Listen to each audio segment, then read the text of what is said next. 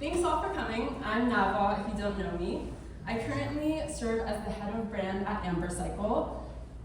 This talk is not on behalf of Ambercycle. These are my own thoughts that I've been thinking about, but I'm going to be pulling some of the learnings that I've been generating during my time there.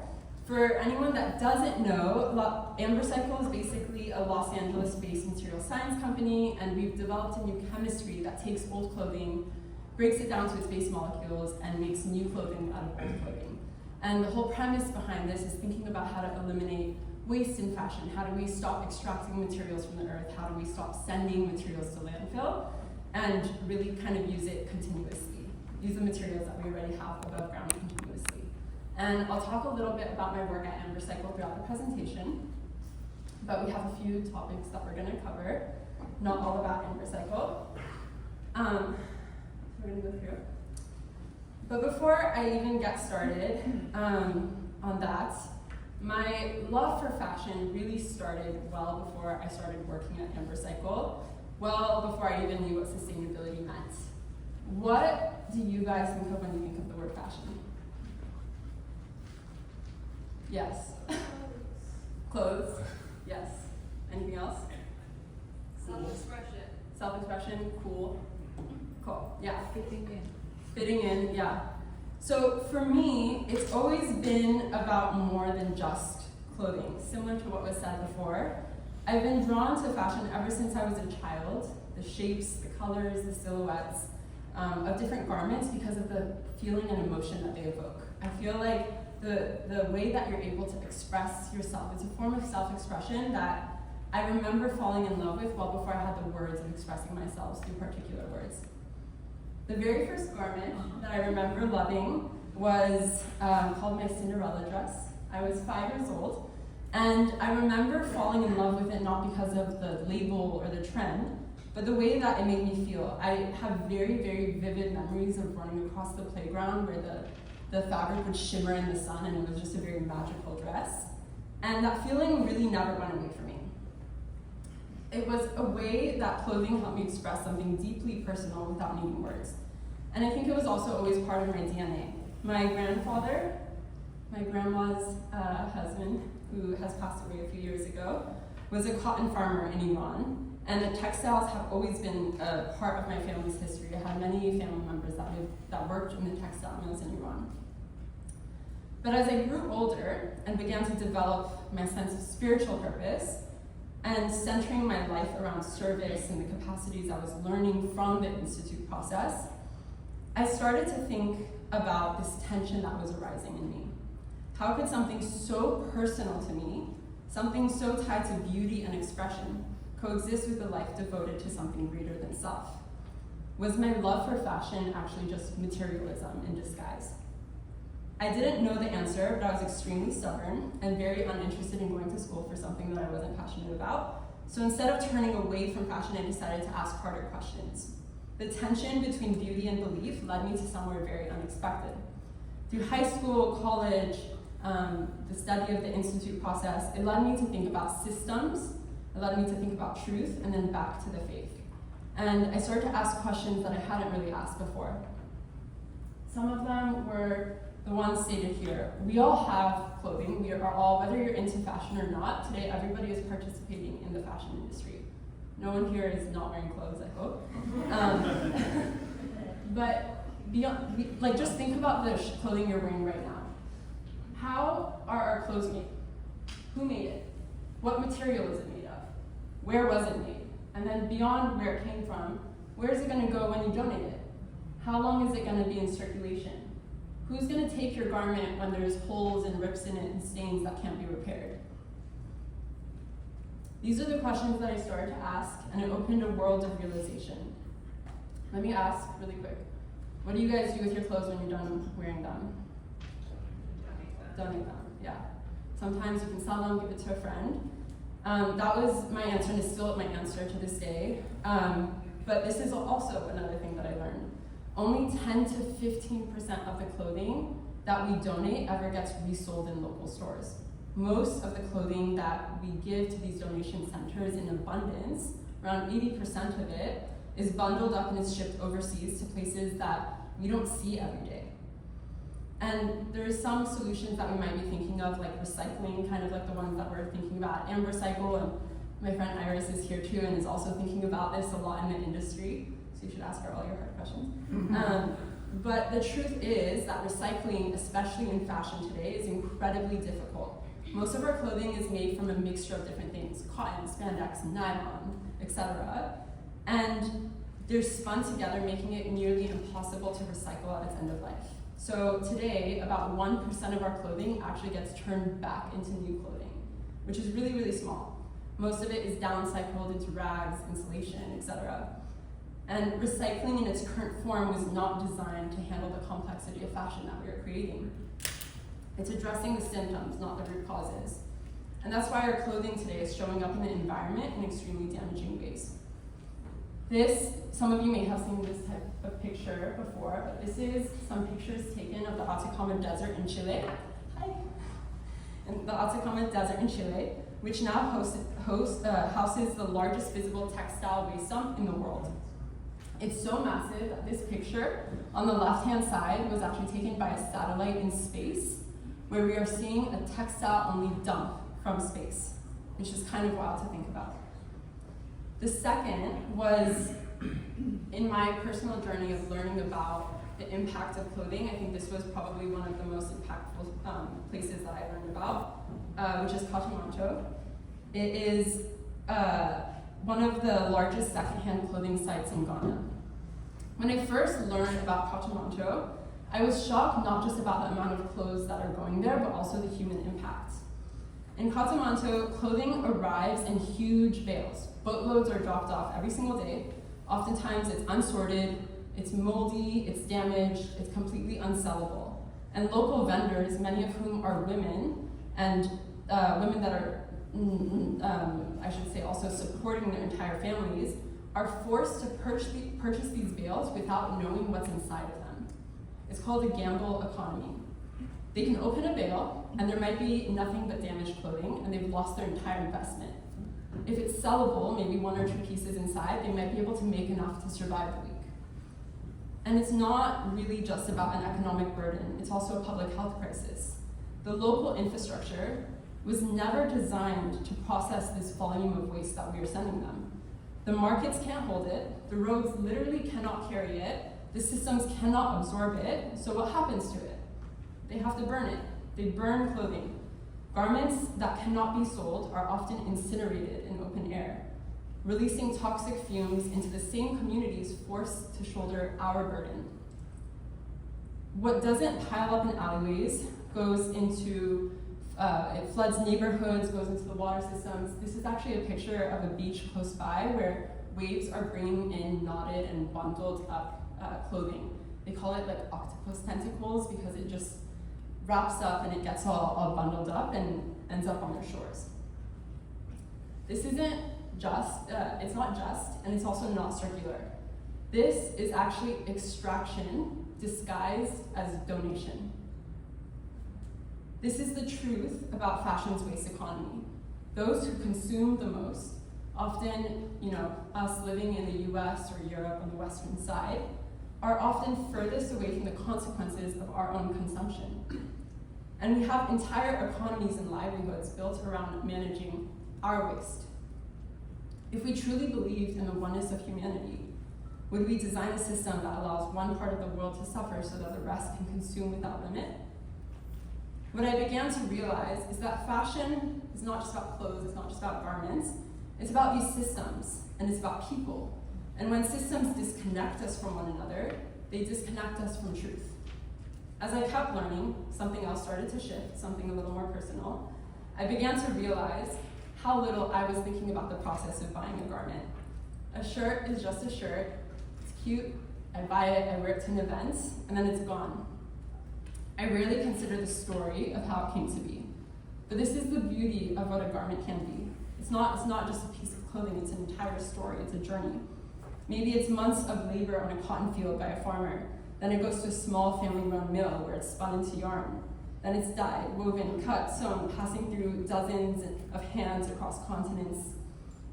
The shirt that everyone is wearing, each one, might have touched 5 or 6 countries before it ever entered your closet. but yet we are treating it like it's something extremely disposable.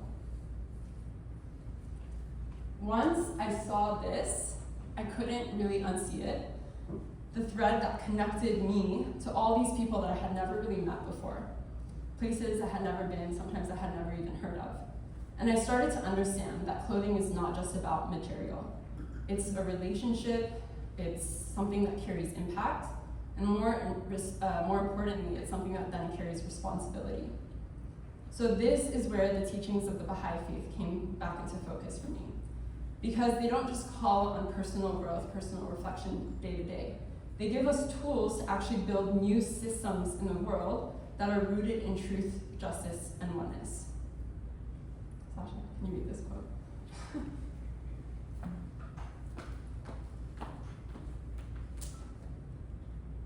The all-knowing physician hath his finger on the pulse of mankind. He perceiveth the disease, and prescribeth in his unerring wisdom the remedy. Every age hath its own problem, and every soul its particular aspiration. The remedy the world needeth in its present day afflictions can never be the same as that which a subsequent age may require. Be anxiously concerned with the needs of the age ye live in, and center your deliberations on its exigencies and requirements. We can well perceive how the whole human race is encompassed with incalculable afflictions. We see it languishing on its bed of sickness, sore tried and disillusioned.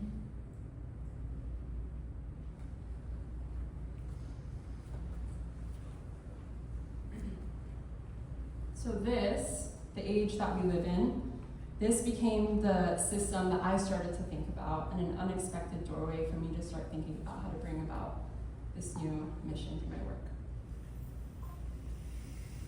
So before we go into applying any of the teachings to the fashion industry, I want to actually start by understanding the power of fashion. And in order to do that, I think we have to understand its history. I know when we think about fashion, we think of like Vogue, clothes, cool, it's so fun. It is really fun, and I think that's why I fell in love with it. But fashion has never been just about aesthetics.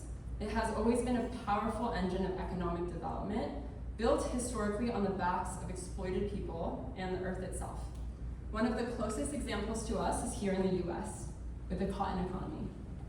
In the 19th century, the US became the world's largest exporter of cotton, a system made possible through forced labor of enslaved African people.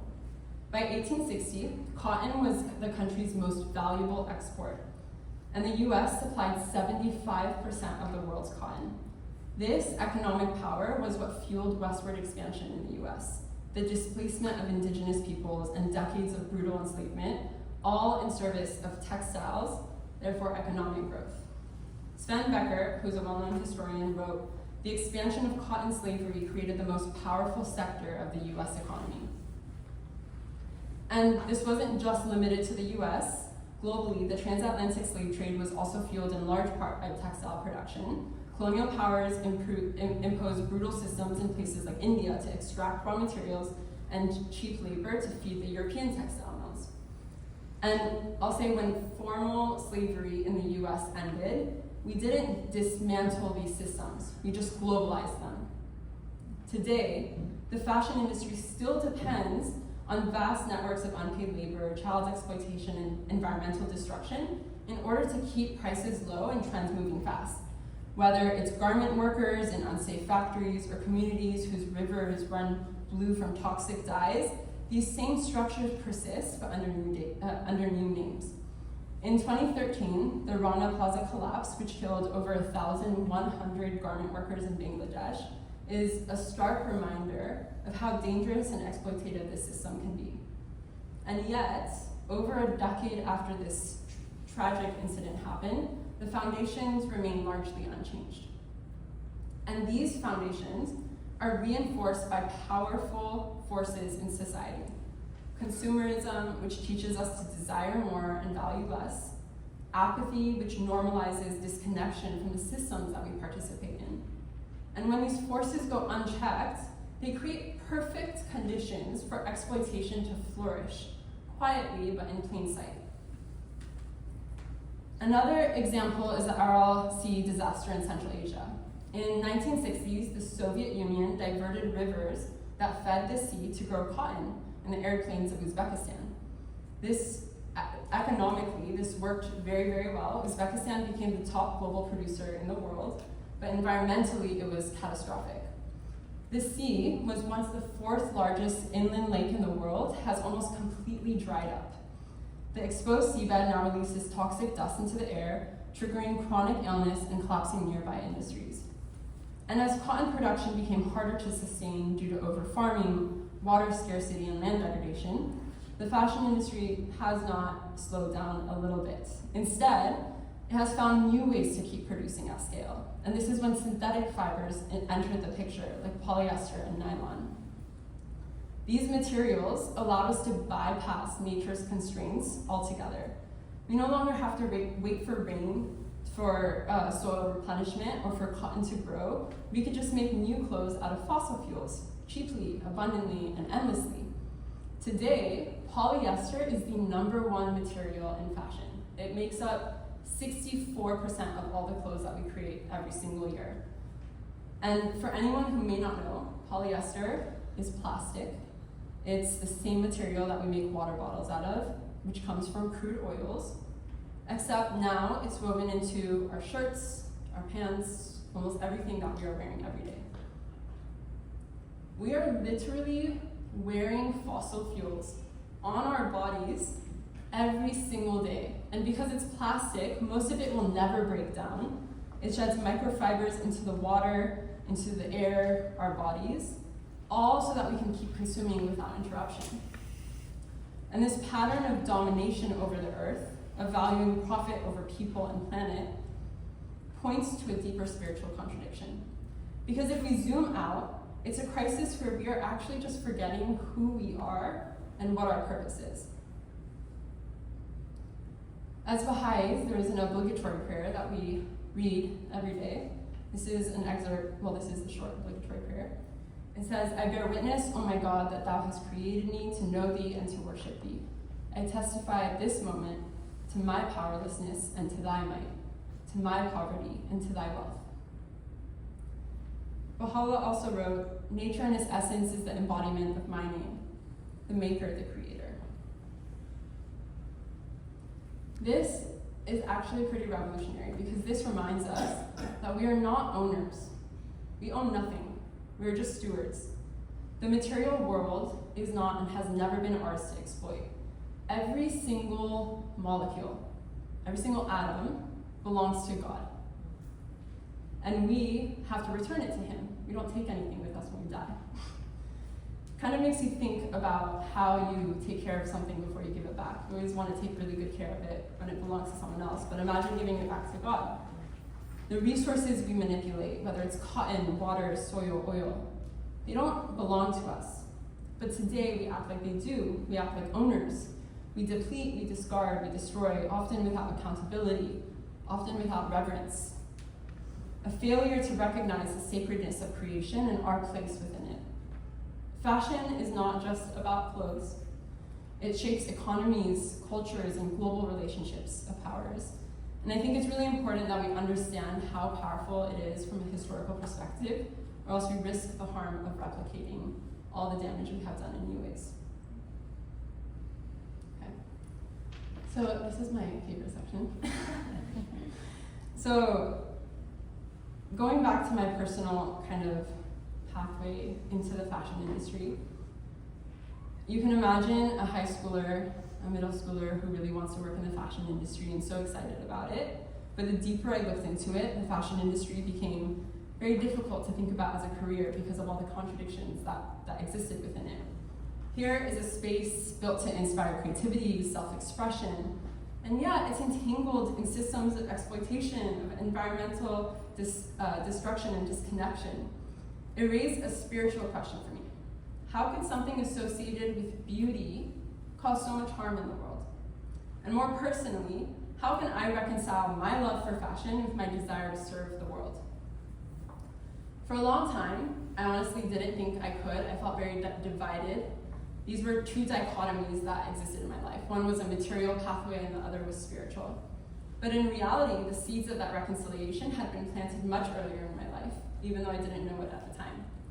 When I was in the 3rd grade, I was diagnosed with alopecia. I had lost all my hair suddenly within a week, completely gone. And as a child, especially a girl, in a world where beauty was so tightly bound up to appearance, it was a huge loss for me. It was a big manifestation of traditional beauty that was just taken away very suddenly. But it was through that experience that I gained something that would quietly shape how I see the world. Without the ability to rely on conventional beauty standards, at a young age, I started to look at the deeper value of things. I began to see beauty in process, in character, in resilience, in the invisible virtues that shape a person or a creation. I learned that beauty is not just how something looked, it's how we live. It's how we are made. Years later, it was this same perspective that I started to apply back to fashion. Could beauty still matter, not in appearance, but in process? I realized that my attraction to beauty was not something to suppress. It was actually something that I needed to understand more fully. Because in its truest form, beauty is not superficial. It's actually quite sacred. It's very divine. In fact, in my own life, I have felt it to be an impulse of the soul, a pull towards harmony, coherence, and truth. And I think it's a longing, it's a pull, longing for the divine. You probably need this.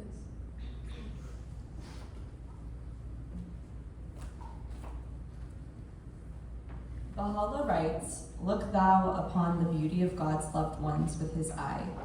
Should one not be possessed of an attractive appearance, know thou that inwardly they possess a beauty that arouseth the envy of every beloved one.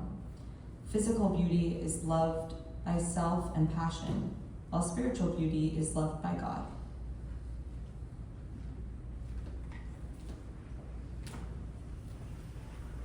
This kind of turns everything inside out. It tells us that beauty, through a spiritual lens, is not about perfection or polish, it's about resonance. It's about alignment with the qualities of God. It's about justice, harmony, coherence, oneness, generosity, to name a few. And when we apply that understanding to fashion, we can start to see a new pathway emerge. One where beauty is not used to manipulate or extract, but rather to uplift, where the process, not just the product, becomes a reflection of spiritual values, where clothing becomes more than an aesthetic, but it's actually an ongoing story that we're participating in, and we have the privilege of participating in. What once felt like a contradiction between fashion and faith service, now it was feeling like a calling in my life. Because when beauty is aligned with capital T truth, one that comes from God, it doesn't just make the world prettier, it can actually transform it from its systems up. So now that we've learned a little bit about the qualities, I think the next question becomes, how do we actually design with this type of beauty in mind? How's everyone doing? We're doing good? Yeah. Okay. All right. So we've looked at what's broken, the spiritual and systemic crisis that shapes the fashion industry today. But if the revelation of the Bahá'í faith is truly a blueprint for transformation, it also must offer a pathway forward. I have found the teachings of the faith are not just personally meaningful in this way, but they actually provide something that is structurally transformative. They don't give us just moral guidance, but design principles, tools to rebuild the world. And I want to go through 2 examples of what this can look like in practice. The first one is a case study on the oneness of humanity. So in today's fashion industry, we have a supply chain. The process, for anyone who doesn't know, it's kind of like the process and steps to make a garment. Supply chains in the fashion industry were designed to be disconnected. They're not really chains, but they're fragmented global networks where each tier operates in isolation, often driven by profit, speed, over people and planet.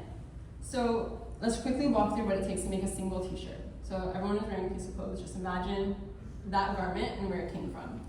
First, there was the raw material, whether it was cotton on a farm, polyester, etc., coming from oils. It may have come from a cotton farmer in Texas growing the fiber. Then it goes to the fiber spinner, maybe someone in China who is spinning it into yarn. Then it goes into fabric production, maybe in India or Vietnam, where it's woven into fabric, it's dyed, it's finished. And then it goes to garment assembly, maybe in Bangladesh, where it's cut, sewn, packaged into a final product. And then it goes to the brand, maybe somewhere in the US or Europe. It's worn a few times when it's bought by a consumer, and then we throw it away. And then it ends up maybe back in Ghana or somewhere else, in Chile, wherever. Each step today is treated as a separate transaction, managed by different suppliers with minimal communication. By the time a shirt reaches a store, even the brand that is selling it often doesn't know who made it or where it came from. And here's why it's not just environmentally damaging, it's deeply unjust. Because in this system that is created, the people who are doing the most labor-intensive work, often women and youth in the global south, have the least power and protection. They're treated as replaceable. Their stories, needs, and expertise are invisible to the rest of the chain. And this disconnection becomes dehumanization. And when no one sees each other, no one really feels responsible. But if we believe in the oneness of humanity, this model does not hold. Because oneness means that every person involved, whether it's the fiber spinner or a factory worker or the consumer, is within the circle of responsibility. It means that no one is disposable. It means that systems have to be designed for mutual responsibility and shared well-being. The principle of the oneness of humanity does not just ask for cooperation. It demands a complete rethinking of how we relate to each other, the earth and the institutions that we build. The Universal House of Justice, which is the administrative body for the Baha'is, wrote a paragraph that, or actually I'm gonna ask you. Surprise.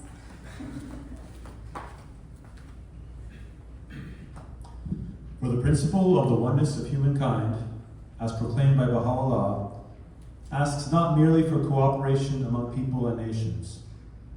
It calls for a complete reconceptualization of the relationships that sustain society. The deepening environmental crisis, driven by a system that condones the pillage of natural resources to satisfy an insatiable thirst for more, suggests how entirely inadequate is the present conception of humanity's relationship with nature.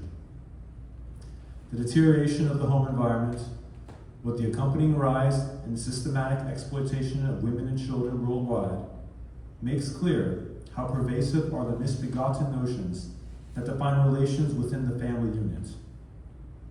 The concentration of material wealth in the hands of a minority of the world's population gives an indication of how fundamentally ill-conceived are relationships among the many sectors of what is now an emerging global community.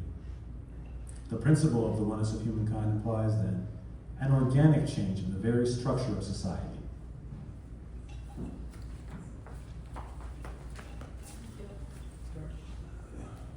So one real model in the world that puts this principle into practice is known as the circular economy. The circular economy is a framework for designing systems, and it applies to many different industries, where waste is eliminated, materials are reused, and value is continuously regenerated, rather than extracted, used, and discarded. And it's not really just about recycling and finding new ways of using materials, but it's actually about redesigning how we produce, how we consume, so that resources, relationships, and responsibility stays within the loop. This idea has been developed by many people in many different industries, from technology to agriculture, and also fashion. And it represents this shift away from the take, make, use, waste to one where we can kind of build off of stewardship and relationship. In a circular fashion system, materials are designed for reuse and recovery. Workers and suppliers are seen as long-term partners, not just isolated vendors. Brands take responsibility for what they put out in the world, even after a product is sold. But here's the hard part. Designing for true circularity, not just bits of circularity, but true circularity, requires visibility and collaboration across the entire system. It means giving decision-making power to people who have historically been left out. It means confronting the discomfort of changing what we're used to. It means building for relationship, not just efficiency. And this is where I think the spiritual test comes into practice. Because once we see those relationships clearly, once we know who is making our clothes, we can no longer justify a system that harms them. It challenges those who benefit from the current system to make sacrifices, oftentimes us, the ones that are consuming at insane levels, often at the expense of our own bottom line or profit maximization. It asks us to value people over profit, over convenience, and the nobility of humanity over scaling technologies. Oneness is not just a spiritual idea, it's a systems principle, it's a design tool. And when we design with it, the fashion industry and the people who are within it can actually start to see a new pathway forward. The second is a case study really quickly on the harmony of science and religion. Another guiding principle from the Bahá'í faith, as we know, is this harmony. Science and religion are just two bodies of knowledge that allow us to understand the world more holistically. The belief that both are essential ways of knowing and that true progress comes when we actually use these things together. In the fashion industry today, this harmony is quite rare. Science and innovation are often siloed in R&D labs. Religion and ethics are seen as separate or irrelevant, most times. And design, which should unify this form, function, meaning, is often driven by trend, not by truth. The result is that technology is developed without spiritual purpose. Creativity becomes divorced from responsibility. And sustainability gets reduced to marketing, not systemic change. But what happens when we start to ask the right question? How do we make something, not how do we make something new, but what does the world actually need? Technologies like the one that we're developing by Ambercycle were shaped by this kind of thinking, not just as a material breakthrough, but identifying a fundamental misalignment in how the fashion industry works, in the way that we're consuming and discarding resources, and then trying to build out of that, build for something better. Rather than creating a product or technology and then pushing it out into the world, this kind of innovation starts with a problem and then responds with an intention. And it's very iterative. It's difficult, it's flexible. The process, as I said, is iterative, it's relational, it's value-driven. And when those who are developing the technology collaborate directly with the ones who are designing the end product, something really powerful starts to happen. I myself have been lucky enough to see this start to happen when you have designers come into laboratories, scientists learning from creative thinkers, worlds that for some reason have been disconnected for a very long time. People start speaking across these mixed disciplines, grounded in a shared desire to contribute to something bigger and better than ourselves. This, in my eyes, is how we can start seeing glimmerings of the harmony of science and religion. It's not about choosing one over the other, but it's about building with both wings so that our systems can soar. One example was the collaboration that we did with Bonnie. It's just one of my favorite that we did, which is a Danish fashion brand. We worked really closely with the designers. Often, I think these are designers that are left out of the material science world, but we were able to work with them to shape silhouettes and styles that wasn't just about the end product, but it was a whole vision of how to create a garment that can re-enter a system, be made of regenerative materials. And it wasn't hidden in a lab. We were able to debut it at Paris Fashion Week. And it was a huge moment of success, I think, showing that this could actually be something that people want, something new. It's a new way of making clothes. And I think what's really exciting is that we're starting to see this take center stage. A lot of people are starting to put this practice into the world. Baha'u'llah writes, the purpose of learning should be the promotion and the welfare of the people and the betterment of the human condition. So when science and spirit, learning and service, design and purpose are brought into harmony, fashion becomes more about just trend. It becomes about truth-seeking, a space where aesthetics don't distract from meaning but actually carry it forward, and a space where systems are not just effective, but they can also be ethical. So as we're nearing the end, I want to talk just for a minute about the role of an individual versus the role of the institution and how they kind of play together. Because in my eyes, this is actually where it all kind of comes full circle. We've looked at a broken system, we've explored how spiritual principles can guide a new model, and now we must ask, what kind of people are needed to build these new systems?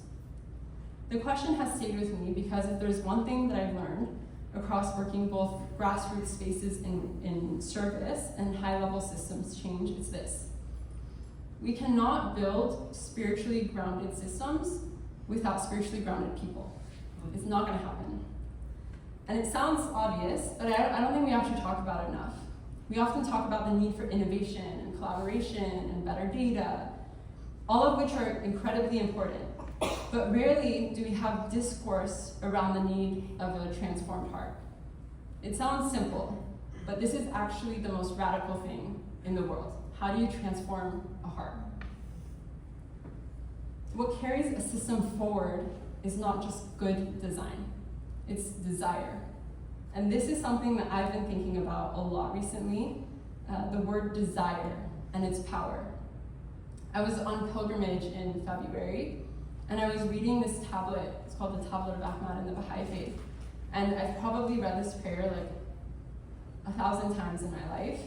But for some reason, as I was sitting in the Bahá'í shrines, this one line just stood out to me in a way that I had never really thought about it before. It says, "Whosoever desireth, let him turn aside from his counsel, and whosoever desireth, let him choose the path to his Lord." And then there's another prayer, one that I have always found beautiful, but if I'm being completely honest, I always thought of it as quite simple. And immediately after I read this line, I thought of this prayer. "O God, my beloved, my heart's desire." What does it mean to call God to our desire? In a world driven by consumption, performance, and self-interest, the Bahá'í Faith offers a radical reorientation, not to suppress our desires, but to just redirect them. And this reorientation has everything to do with systems change. Because no matter how sustainable, no matter how innovative or technically brilliant a new system may be, it is completely hollow without people whose motivations have also been transformed. And I've seen this firsthand. When the economy shifts, as it is right now, sustainability plans are the first to get cut. Not because they're unimportant, but because they're no longer convenient. When innovation moves from pilot to scale and it requires real capital, long-term commitment, this is when people's values get tested. And this is oftentimes where innovations die. I've seen brilliant, world-changing ideas get shut down because someone can't see the ROI fast enough. Because the benefit to people doesn't clearly translate to dollars. Because we still, in our sustainable spaces, value profit over people. And so when the pressure comes, we revert. We fall back on what's easy, what's safe, and what protects our short-term needs. And this, in my eyes, is why spiritual transformation matters. Because it shapes what we long for. It shapes what we desire, what we're willing to fight for. And this brings me back to something that I have come to understand through both my work and my service. The institute process, the one I was talking about at the beginning, the Ruhi books, children's classes, junior youth groups, this is not separate from systems change. This stuff that we do sometimes on Wednesday nights, Saturday mornings, 1-hour blocks, we go and spend time with children teaching virtues, we say prayers together. I think sometimes we treat these as different worlds. One is spiritual and the other is practical. One is your 1-hour block in the week and the other is a 9-to-5 job, how you make money. But this isn't actually what transformation looks like in the Bahá'í Faith, in my understanding, how it's been defined.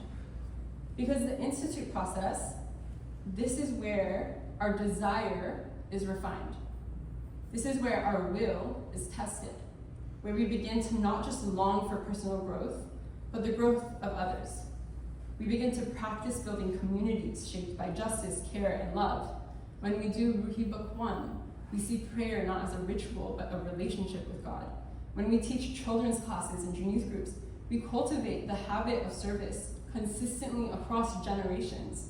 When we accompany others, we learn to long and desire for their growth as much as we do our own. And when we engage in study circles or meaningful conversations, we begin to connect our personal transformation with a role in shaping society. In other words, the Institute process is not about doing something good one time a week. It's about becoming someone who actively desires to do good and knows how to act on that desire. The Institute reminds us that our growth is bound up in community and that spiritual transformation happens through relationships, through accompaniment, through love, through shared purpose. And this, in my eyes, is the engine of transformation. This is what creates transformation within our communities and society. The Institute transforms hearts. It transforms people. Those people then build new systems. And those systems, in turn, amplify the work of the Institute, creating conditions where more people can flourish and serve. This is how spiritual and material progress work hand in hand. So when we talk about strategy, when we talk about impact, let's not forget what it all rests on. It's inner life, inner transformation. Because at the end of the day, what we long for, what our heart truly longs for, is what we will end up building. And the most powerful thing that we can long for is building a world that reflects true beauty, justice, and unity. This is an excerpt from the purpose and method of how the Institute process was created. I'm going to ask Trin, do you want to come read this really quick? Sorry.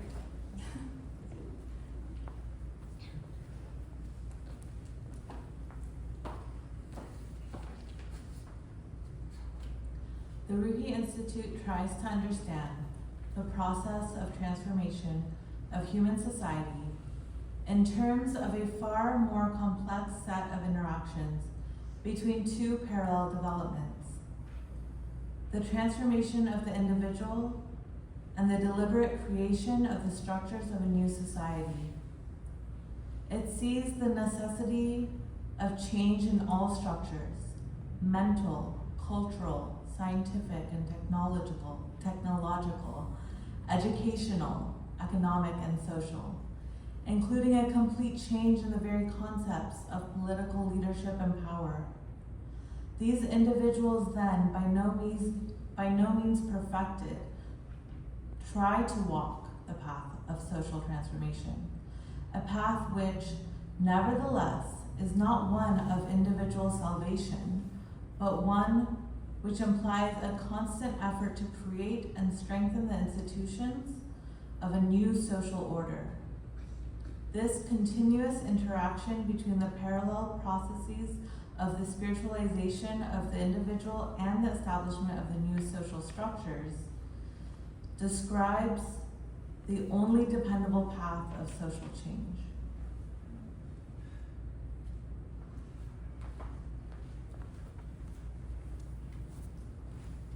Every time I read this, I'm like, it's pretty cool. We're very lucky thinking about a system that we all have access to that is taking place in every pocket around the world that has this at its center. No one knows the end result, but we're all learning together with this purpose. It's pretty remarkable. So now, it's your turn. You are a systems thinker, whether you realize it or not.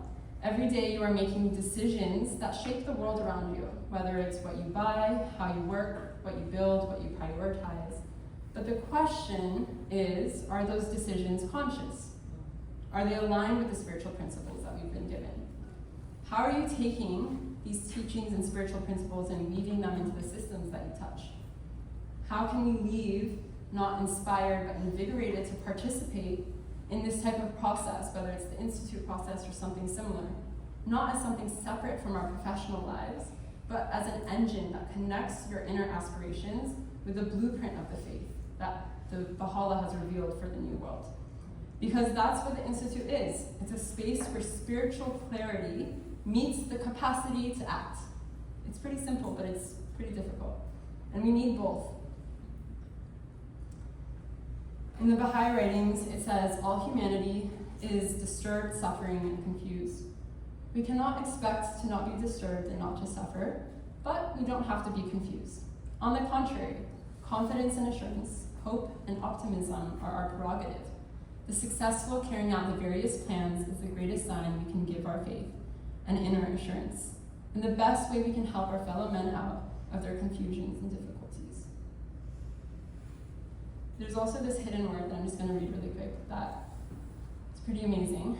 It says, "O my servant, the best of men are they that earn a livelihood by their calling and spend upon themselves and upon their kindred for the love of God, the Lord of all worlds."